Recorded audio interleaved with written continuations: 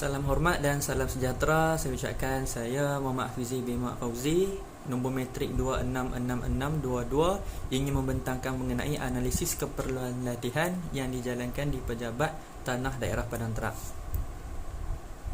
Apa itu analisis keperluan latihan? Latihan atau pembangunan modal insan adalah merupakan suatu proses untuk meningkatkan potensi warga kerja sesebuah organisasi melalui penguasaan ilmu pengetahuan, pembinaan kemahiran dan sikap yang diperlukan untuk melaksanakan sesuatu tugas secara efektif bagi memacu pencapaian misi dan visi organisasi. Bagi memastikan aspek perancangan dan pelaksanaan latihan dilaksanakan berasaskan kepada keperluan sebenar kaki tangan dan juga organisasi, proses analisis keperluan latihan ataupun TNA perlu dilakukan.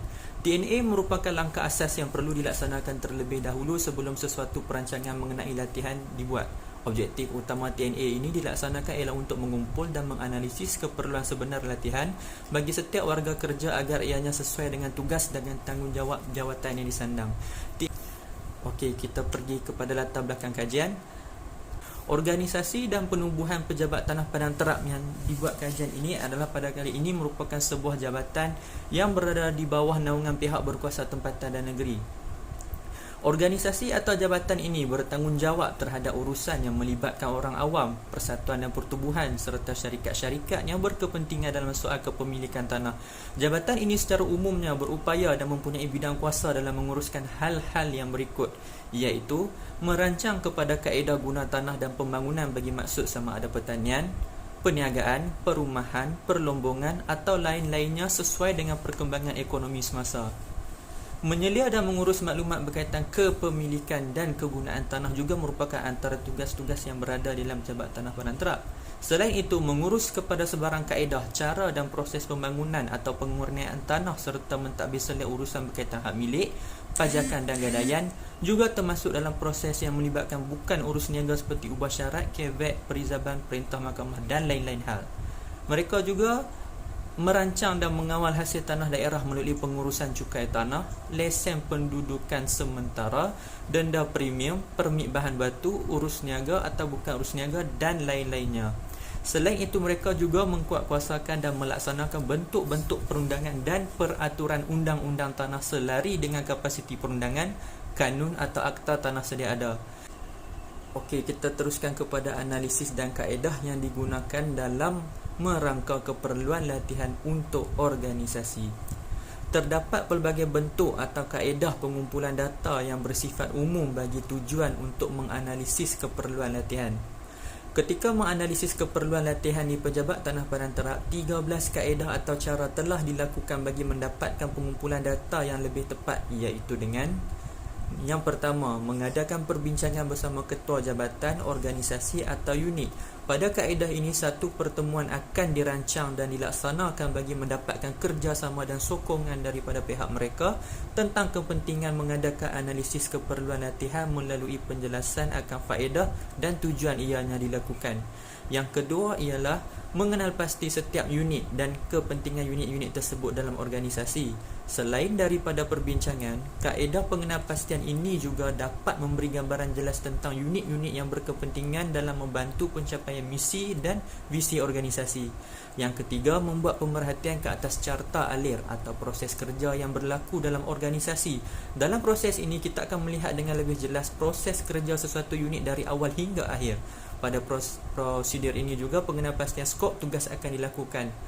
Yang keempat ialah pengenalpastian bahagian paling penting dalam proses aliran kerja. Sesudah pemerhatian ke atas carta alir kerja dilakukan, kita kemudian yang akan mencari dan mengenal pasti di peringkat mana sesuatu proses kerja itu menjadi sangat penting. Hal ini supaya kita dapat memberi penumpuan yang lebih untuk meningkatkan kadar kebesarannya.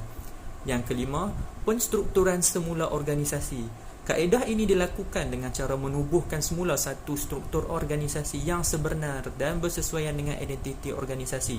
Kemudiannya ia akan dibandingkan dengan struktur organisasi yang rasmi untuk mengenal pasti sekiranya terdapat perbezaan yang wujud sehingga mengganggu kepada prestasi sesuatu unit kerja. Yang keenam adalah penelitian terhadap berbagai maklumat organisasi. Langkah ini dijalankan dengan menganalisis kesemua maklumat atau data yang telah didapatkan daripada organisasi demi untuk mencari kelemahan yang mungkin wujud dalam sistem pentadbiran organisasi tersebut. Yang ketujuh ialah memilih kepada responden yang bersesuaian. Satu proses pemilihan para responden akan dilakukan yang mana responden-responden tersebut mempunyai kelayakan untuk dianalisis dan mempunyai kadar kebolehpercayaan yang tinggi dalam menyalurkan maklumat yang benar. Yang ke-8, mewawancara responden. Temu bual atau wawancara yang dilakukan terhadap responden adalah bertujuan untuk mengenal pasti dan menilai tahap kecekapan saat menjalankan tugas masing-masing. Kemudian, pemilihan terhadap tugas-tugas yang memerlukan kepada latihan akan dilakukan. Kaedah ke-9 ialah menganalisa pengurus atau ketua sesuatu unit kerja. Penganalisaan ini dilakukan dengan mendapatkan maklumat daripada pengurus unit tersebut. Satu penilaian terhadap keperluan latihan oleh responden akan disuarakan oleh pengurus. Kemudiannya, pertimbangan terhadap keperluan itu akan difikirkan dan pengurus mungkin akan dilantik sebagai jurulatih sekiranya perlu. Kaedah yang ke-10 ialah menganalisa maklumat temu bual. Sesudah maklumat daripada pengurus unit didapatkan, sebilangan responden yang mempunyai tanggungjawab dalam menjalankan bidang tugas tertentu akan dipilih untuk diberikan latihan. Kaedah yang ke-11 ialah penganalisisan semula skop tugas kerja. Setiap deskripsi kerja yang telah direkodkan harus dijelaskan dan difahami secara sempurna. Hal ini supaya dapat dipastikan bahawa organisasi telah meletakkan beban tugas ke atas pekerja yang mempunyai keupayaan yang sesuai untuk melaksanakannya. Kaedah ke-12 ialah penyataan laporan. Satu laporan lengkap mengenai keperluan latihan oleh kaki tangan dalam organisasi akan dikeluarkan. Ini akan memudahkan kepada proses penilaian yang akan dilakukan nanti. Kaedah ke-13 ialah pembentangan laporan. Laporan yang dijana tersebut akan dibentangkan secara lengkap kepada ketua organisasi. Hal ini supaya mereka termaklum akan keadaan yang berlaku dalam organisasi mereka dan bersedia untuk memberikan sokongan terhadap bentuk latihan yang akan dicadangkan. Seterusnya kita akan pergi kepada hasil analisis keperluan latihan. Analisis keperluan organisasi, iaitu yang pertama, ketika analisis organisasi dilakukan, isu yang mesti diberikan penekanan adalah mengenai perubahan yang berlaku dalam organisasi itu. Tidak kira sama ada perubahan itu berpunca dari faktor luaran maupun faktor dalaman. Persekitaran dalam organisasi juga harus diberi perhatian yang serius supaya kaki tangan sentiasa berada dalam keadaan selesa dan terbaik sewaktu bertugas. Okey, selanjutnya kita pergi kepada analisis keperluan tugasan kerja. Manakala analisis keperluan tugas atau kerja pula merujuk kepada satu proses untuk memperolehi maklumat terperinci berkenaan beban tugas dan merupakan proses atau langkah yang bertanggungjawab dalam menentukan kemahiran dan latihan yang diperlukan dalam sesuatu unit kerja tersebut. Ianya juga berfungsi sebagai satu kaedah penentuan kepada jenis-jenis individu yang bersesuaian. Pemberian latihan adalah berdasarkan kepada perancangan dan pengasingan mengikut perjawatan tugas, iaitu mengikut bidang tugas dan grade perjawatan. Di peringkat hierarki paling atas kita ada kumpulan pengurusan dan profesional, iaitu grade 41 dan ke atas. Mereka-mereka yang berada pada perjawatan ini adalah pengurus dan pentadbir terhadap para pekerja bawah mereka yang berada dalam hierarki kumpulan sokongan.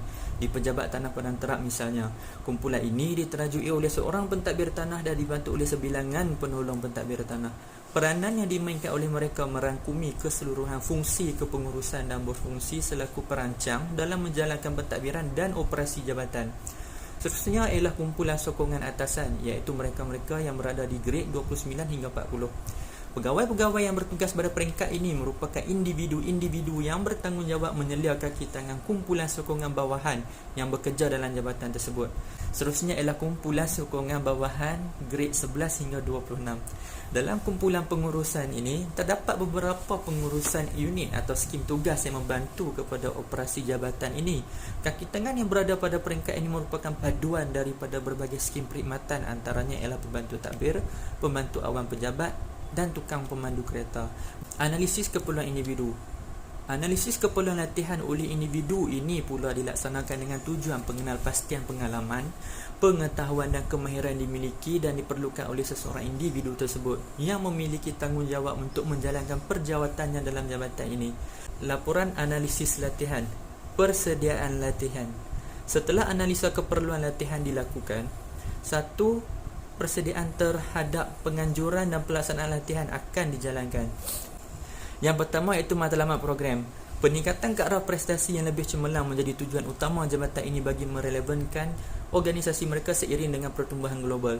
Peningkatan ini hanya dapat dicapai sekiranya para kaki tangannya mempunyai pengetahuan dan kemahiran dalam melaksanakan kerja mereka secara komited dan berkeinginan memajukan jabatan mereka.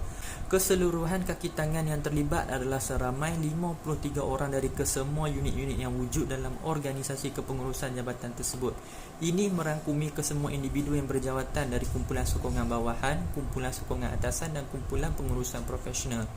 Seterusnya, perbelanjaan latihan.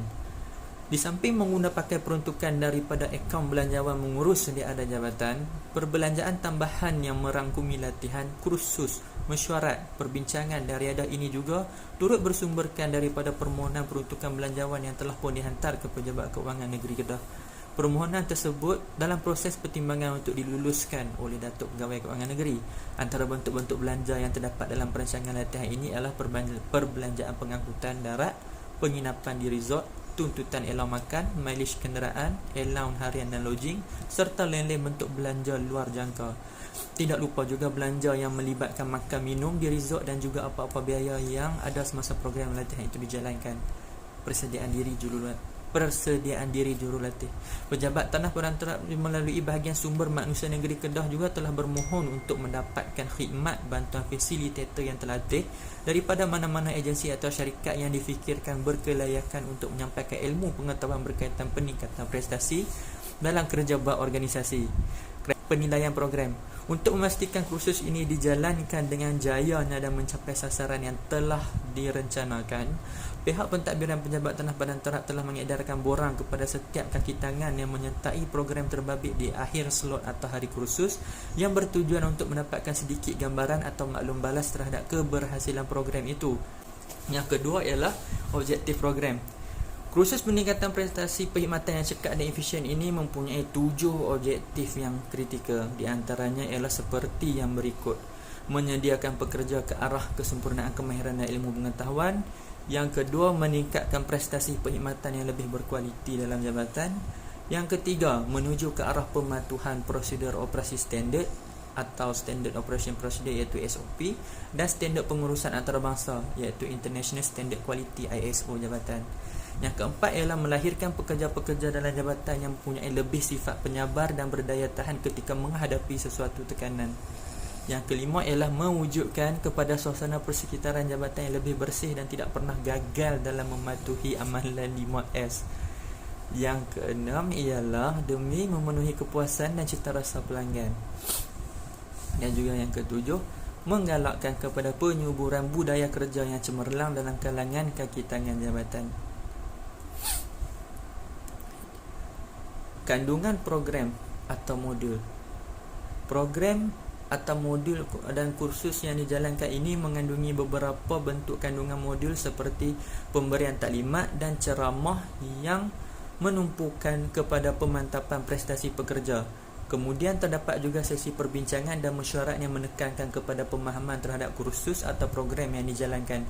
Dan yang terakhir ialah aktiviti santai seperti team building dan riadah yang dilihat mampu untuk menyuburkan semangat berpasukan dalam kalangan staf Pejabat Tanah Padang Terap.